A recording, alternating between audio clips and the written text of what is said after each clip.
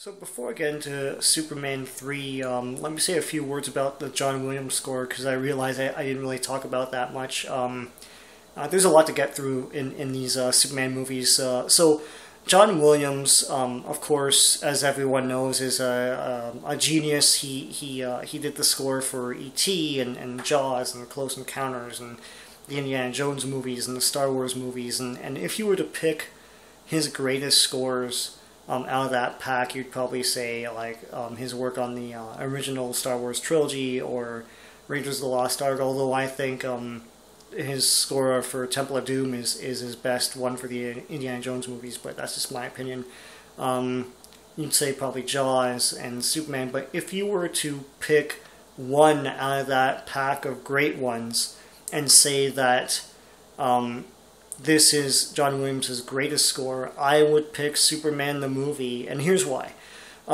Superman the movie is one of those rare scores that conveys the images of the film and really speaks to you without there being any sort of lyrics. And here's what I mean.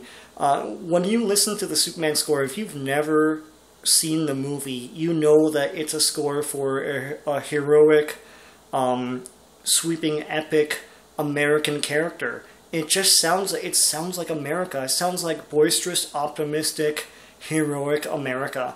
And if you were to listen to the score when Baby Kal-El's ship is hurtling through space towards Earth, it sounds like something hurtling through space. Like John Williams used strings and flutes to convey something spinning through some sort of space. And when you listen to the score played when Clark Kent tells, like he's a teenager and he tells his mother that he has to go off and find his own way after his father died, that Trek music sounds like sad Trek music, and that gets more and more confident as it goes along, depicting someone going their own way and getting more confident, becoming their own man or woman as they trek. Everything sounds like what is shown. Everything tells a story, and John Williams, like as great as he is, I don't think he ever achieved that again as succinctly and as accurately as he did with the Superman the movie score. So that's why I think Superman the movie is his greatest score and one of the great scores of all time. So that's the score, and let's get into Superman 3, which isn't as epic as the as the Superman the movie score. So Superman 3 came out in the mid-'80s, and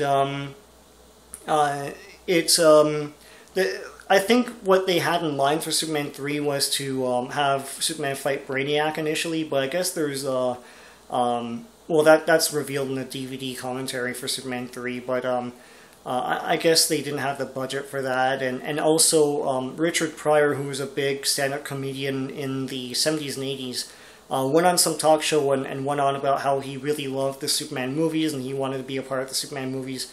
And Salkind's always out to make a buck, said, well, everyone loves Richard Pryor, let's put him in Superman 3.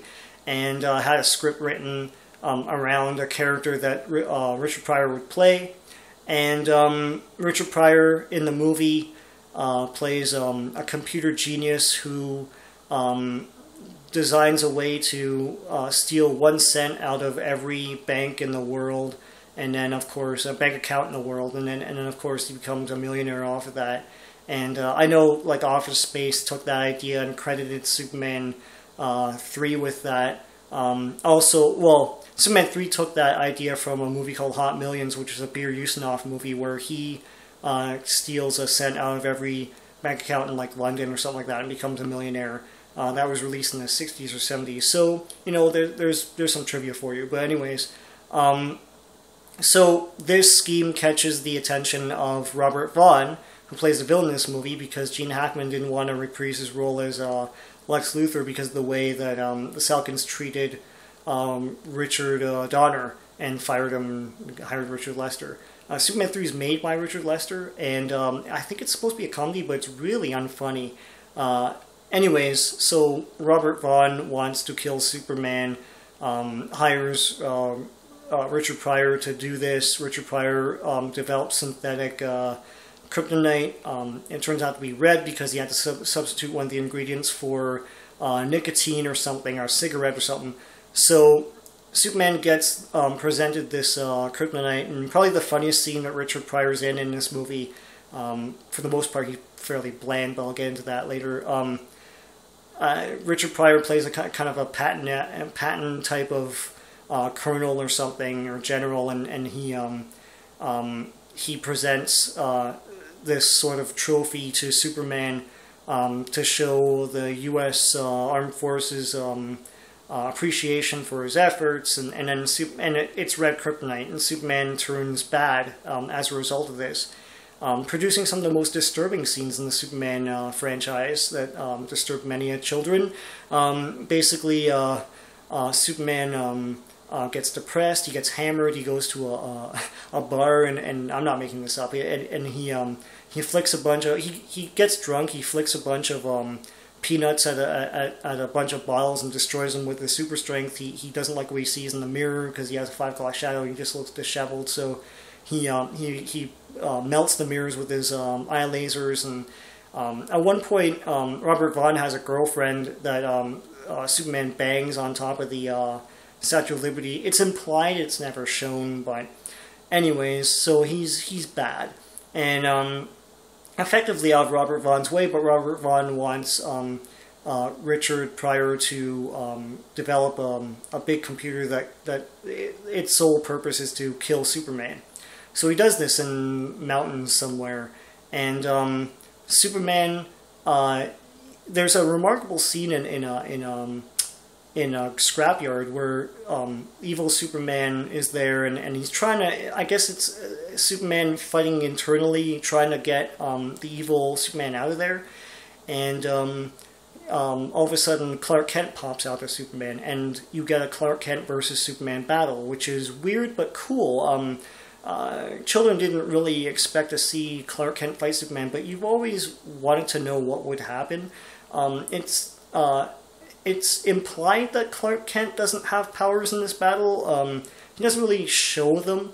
But anyways, they fight, and then Clark Kent eventually wins, and I guess that depicts Superman getting the evil out, and now he's good Superman, and then Clark Kent rips open his shirt, and he's Superman again. Very strange, very weird, yes. Would you ever think that you'd see a hammered Superman in a movie? Probably not. So I guess it's cool for that, I suppose. So Superman flies to a bunch of mountains where Robert Vaughn and his crew are hiding out, and Richard Pryor's there, Robert Vaughn's sister's there, Robert Vaughn's girlfriend or whatever the heck she is there.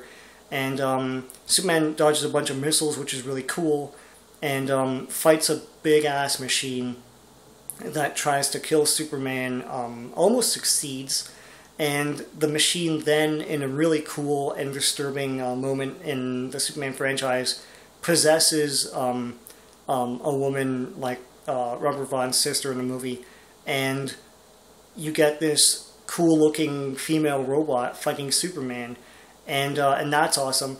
And in the beginning of Superman 3, Superman saved a chemical plant from a fire, and in a cool callback, he flies to that chemical plant, gets the chemical that was really volatile when he did so. Then he flies back to the machine, throws his chemical all over the machine. The machine gets heated, and the chemical starts eating through the machine and killing it. I think I've gone through the whole movie here for you, so I've spoiled the whole thing. I don't really care. If you even know what Superman 3 is about, it's still fun to watch. It goes into a lot of disturbing themes, like, well, what would happen if Superman's drunk? But it's not as boisterous and action-packed as the first two, and that's the downfall of Superman 3. The other thing, too, what really dates the film, obviously, is that it's about, when this movie came out, this is about 10 years before the internet became a household thing. And computers and linking computers via some sort of network or dial-up network was a mysterious, weird thing. And one of the messages of this movie is that that is a bad thing. And it's funny because right now I'm filming this on, on a phone that I'm going to upload to YouTube and splice together and put it through the internet. In this day and age, watching a movie like that is really dated, but it's really interesting to watch people's reactions to that kind of thing back then. There's a lot of funny moments, like, funny moments now, like, as in, like, that could never happen, when Richard Pryor takes over the United States' traffic lights, and then the walk and don't walk guys start fighting in the lights. It's kind of weird, but whatever. Richard Pryor himself, I think his lines were written blandly so that he could ad-lib, but the thing was that Richard Pryor always worked blue. I mean, I don't know what the Salkinds thought he would do, and Richard Pryor realized early on, obviously, that he couldn't ad-lib, because what was he going to, like, say the N-word over and over again, or, like, say black jokes and stuff? That's what he did, and it was funny for his stand-up stuff, but he wasn't going to do that in a movie that kids were obviously going to watch. So he ends up being really bland and out of place in this film, and you wonder why the hell he's in it, and it looks like he's wondering the same thing too. It's cool to see like Christopher Reeve as Superman again. That's the only thing that really saves this film. And it saves Superman 4 as well. It saves all the movies that Christopher Reeve was in as Superman. Him in the costume, fighting crime. I know that, like, yes, he does become evil Superman, but that's in the context of, that's not really the real Superman. That's a bad Superman. But when he's Superman, he's awesome. If you're a Superman fan, you probably have already checked it out. If not, I don't know what the hell you're waiting for. And if you're a superhero fan, you should really check it out at least once. Bring a bunch of friends and just ponder what the hell's going on in half the movie. Figure out whether or not the Clark Kent Superman battle is supposed to be in real life in the film, or is it supposed to be inside Superman's head? But there's a lot of cool stuff going on. Superman saving the chemical plant is cool. Clark versus Superman's cool, and Superman flying through the mountains, dodging missiles and fighting the machine is cool. So all that is reason enough to check it out.